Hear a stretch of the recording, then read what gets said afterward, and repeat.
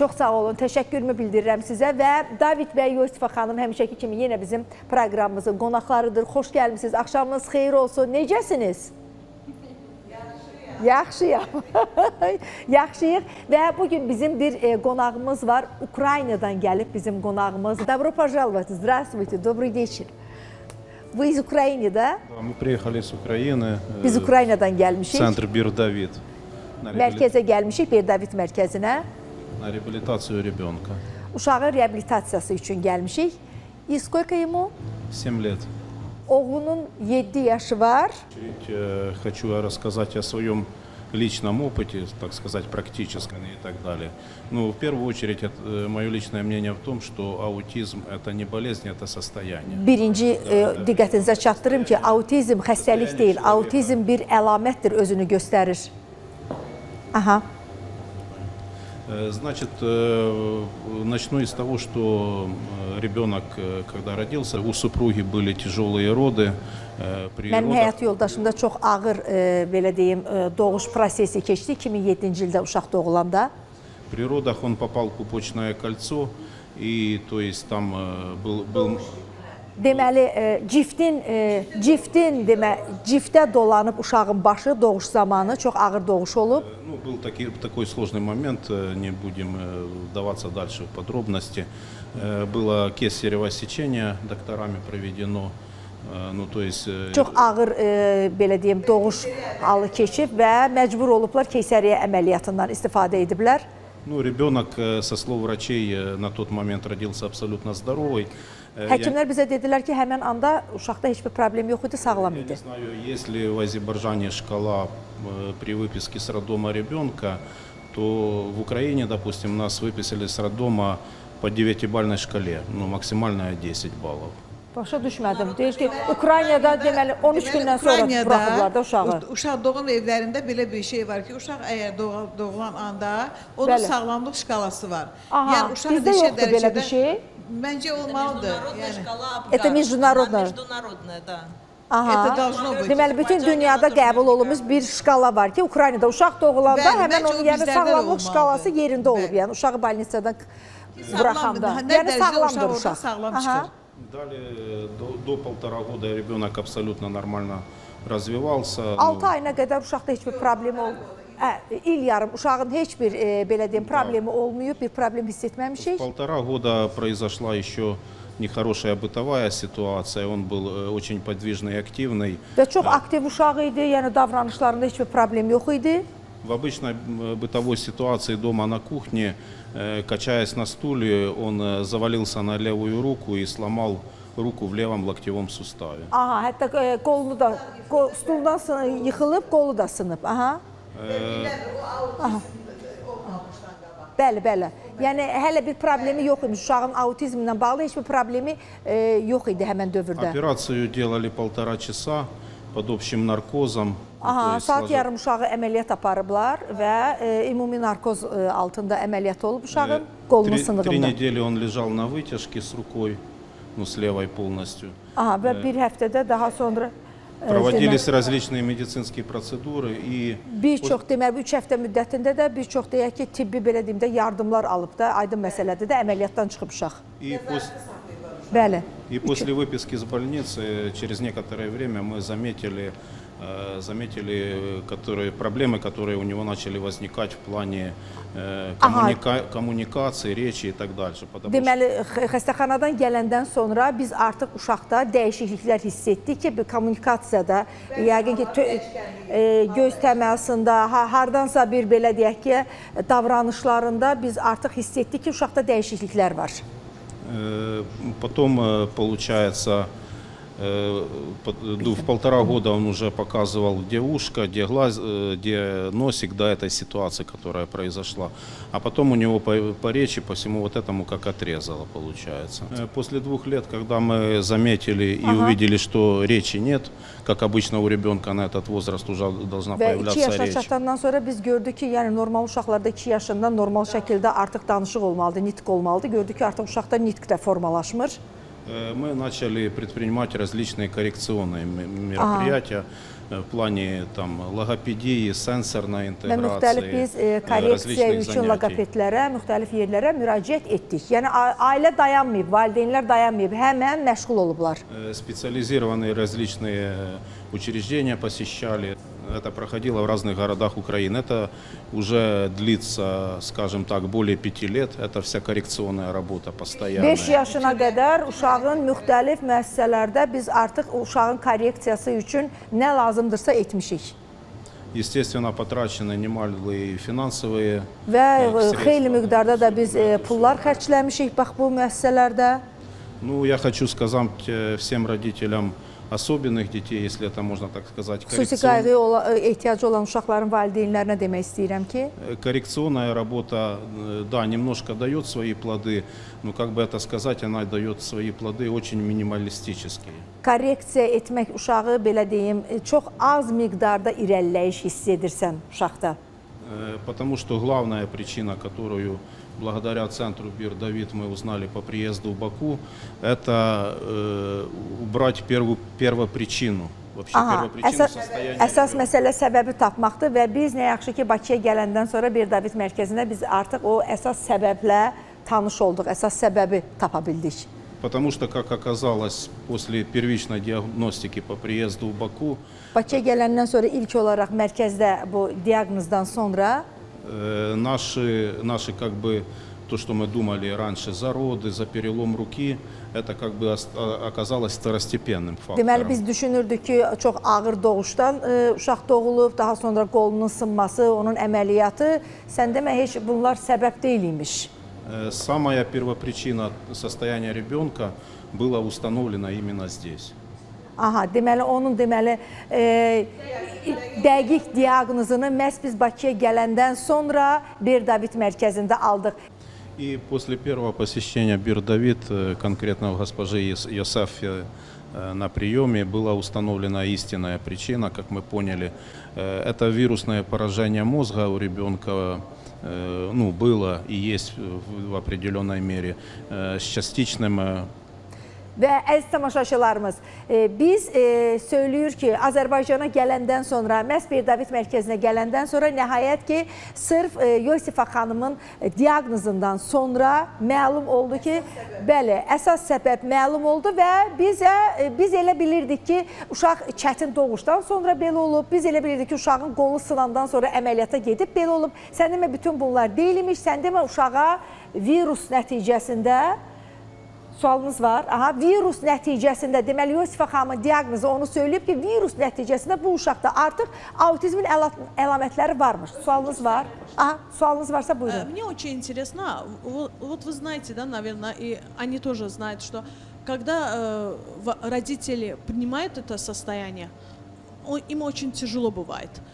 Вы как принимали это состояние, этот диагноз, как вы принимали? Aydın məsələdir ki, valideynlər ilkin olaraq uşaqdakı ilk dəfə siz biləndə ki, uşaqda o autizm əlamətləri var. Bunu necə qəbullandınız? Мы всегда оптимистически к этому относились, в каком плане, потому что Biz главное həmişə optimist olaraq buna yanaşmışıq. и что установлено каким-то доктором или еще каким-то специалистом. А вопрос главный, как всегда, что делать дальше и как выходить с Biz этого. həmişə fikirləşmişik ki, biz gələcəkdə irəliyə baxmışıq və optimist yanaşmışıq ki, biz nəyi etməliyik, yəni yaxşılığa doğru nə etməliyik. И также Ага. я закончу Да. те вопросы, которые Ага. были установлены госпожой Йосефой. То есть и также было установлено, что лишняя жидкость в голове есть у ребенка. И Aha, uşağın beynində əlavə deməli su toplanmış su, bu da varmış, maye də varmış. Aha, autizmdən əlavə beyndə toplanan maye də varmış. Aha. также частичный паралич некоторых мышц лица, которые отвечают именно за речевой аппарат.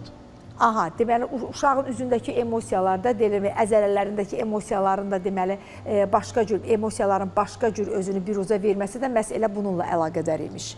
Потому что мы это и раньше замечали, в каком плане в ребенка полностью сохранен интеллект. Он понимает цвета, цифры, понимает обращенную речь, инструкции. То есть, если ему сказать, принеси чашку или ложку, он принесет, ну как бы.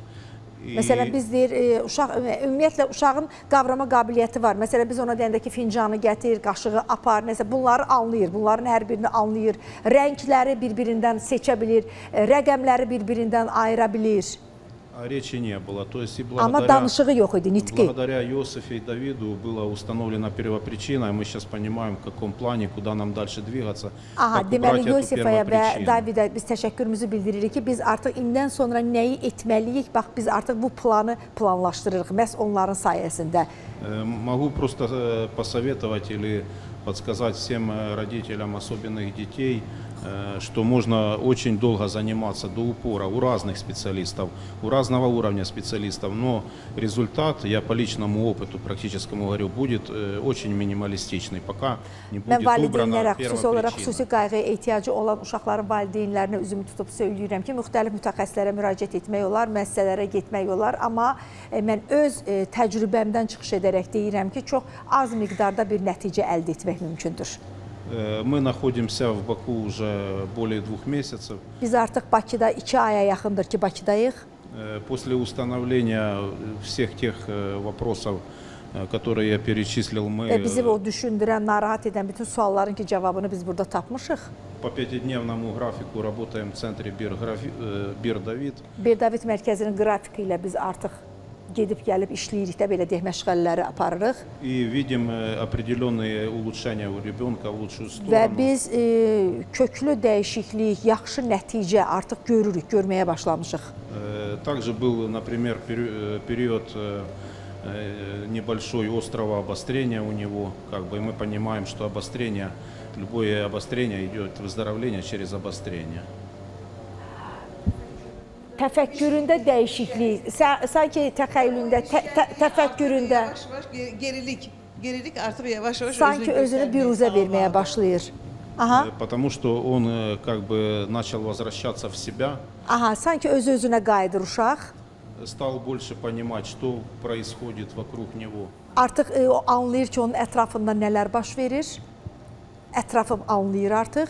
Ну и в этом направлении мы как бы движемся. Və bu istiqamət üzrə də biz davam edirik.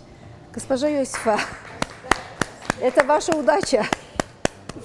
Я дополню немножко. Mən davam etmək istəyirəm, əlavələrim var. У ребенка вот это состояние, собственно, острое, возникло как следствие перенесенной ветрянки. Aha, То есть есть такая vitryanka вещь, nədir? да. Есть Vitryanka, такая вещь- Нет, смотрите. Есть такая вещь, su çiçəyi называется xəstəliyi də keçirib bu ветряночный uşaq. энцефалит. Это такое вирусное поражение мозга, при этом тот же вирус, который вызывает ветрянку, он поражает мозг, вызывает воспаление и вызывает вот такие вот состояния. Причем Ага, состояния демәli bu- эти острые, то есть ребенок имел агрессию, еще другие всякие симптомы. То есть, скажем, в первый день пребывания в центре 2 специалистов получили повреждения. Pravda? Да. Demək, əziz tamaşaçılarımız, bu su çiçəyi xəstəliyindən sonra deməli uşaqda aqressiya da yaranıb və daha sonra onun beynindən yığılan maye də uşağa çox pis təsir edib və ilk dəfə bizim mərkəzimizə gələndə hətta bizim 2 əməkdaşımıza belə deyim də itələmişdi onları, belə deyim də onların belə üzərinə getmişdi. Yəni uşaq öz aqressiyasını göstərib ilk dəfə mərkəzə gələndə. Вот. А, к сожалению, если у ребенка присутствует агрессия, то уже не очень важно, сохранен у него интеллект или нет, потому что заниматься с ним никто, в общем-то, не может. Aydın məsələdir ki, uşaqda əgər aqressiya varsa, artıq onunla mütəxəssislər də belə deyim, çoxu da razı olmurlar onunla məşğul olmağa, yəni aqressiv uşaqlara, çünki çox çətin olur məşğul olmaq.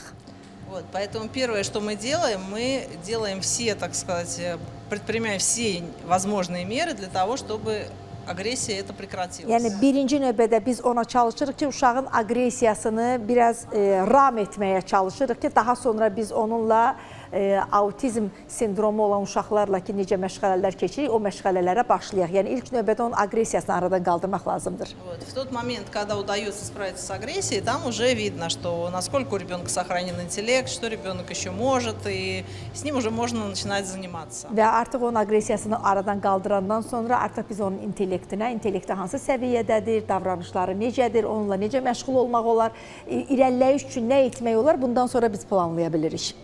Suallarınız varsa buyurun. Danışın, buyurun.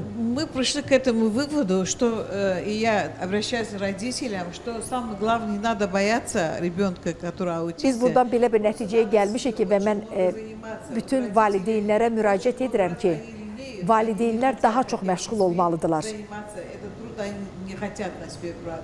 Но так кажется, что родители очень много должны заниматься. Valideynlər daha çox məşğul Не olmalıdırlar. согласен я лично. Mən də Не sizinlə согласна. А зачем вы не согласны? Не согласен с тем, что, mən sizin bu fikrinizlə razı deyiləm. на мой взгляд, неправильно думать, что если особого ребенка сильно загружать занятиями, Нет, я извиняюсь, вы меня неправильно Aha, поняли. Я не в demək, том əgər смысле xüsusi сказала. Я qayğıya сказала, что ehtiyacı olan родители uşaqları yükləmək, deyək ki, məşğələlərlə o uşağa xeyir gətirməyəcək. А есть такие, Yox, siz məni düzgün başa düşmədiniz. агрессию показывают своим детям. Но в таких моментах этот родитель должен быть очень спокойно реагировать. Вот как Uşaqlarda этот, məsələn, əgər aqressiya varsa, aşırı dərəcədə aqressiya varsa, sözsüz ki, valideynlər çox narahat olacaqlar bundan. я тоже не могу с вами согласиться, Bu потому sahədə что də mən мы, sizinlə razı deyiləm. к сожалению, часто видим, Biz tez-tez görürük ki, и сегодня тоже видели, bu günlərdə görmüşük. пострадавших родителей, родственников, которых дети просто избивают, они их травмируют. Məsəl üçün, aqressiv uşaqlar var ki, qohumlarını, doğmalarını uşaqlar vururlar, zədələyirlər Что им это позволяют делать. və valideynlər onlara imkan yaradırlar ki, bunu etməyə, yəni onların Yani- davranışlarını ram И edə они bilmirlər. привыкают. Все, что им нужно, получать вот таким вот способом. Aha, demək, uşaqlar То же самое они manipulyasiya переносят уже на edirlər. других людей. İstədiklərini əldə etmək üçün öz aqressiyalarından istifadə edirlər. Нужно проявлять мудрость и воспитывать детей, быть Və людьми. uşaqları, bu tip uşaqları da tərbiyələndirmək lazımdır.